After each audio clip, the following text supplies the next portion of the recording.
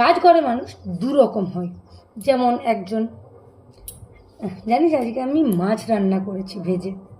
2 নম্বর, উফ জানিস আজকে আমি কি করেছি, ফ্রিজে মাছ রাখা ছিল, ওনার সেটা দেখে মাছ খেতে ইচ্ছে গেছে, আমাকে বলল। আমি ফ্রিজ থেকে মাছটা বের করলাম, দেখি ও মা, মাছটা পুরো জমে গেছে।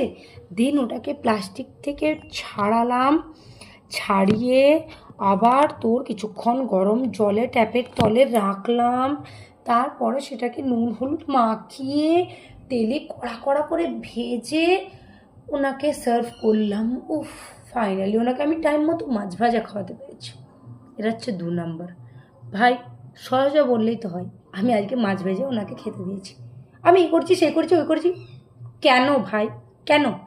ফাইনালি আমি এত করার পরেও ক্রেডিটটা সেই ওই নিকম্মার ঢেকির উপরেই গেছে, যে শুধু মুখে চাবুলি মারতে পারে। আর আমি এত করলাম, সেটার কোনো দামই নেই, কারণ আমি যে মুখে চাবুলি মারতে পারি না। তোমরাই বলো, কে কম্মা কে নিকম্মা?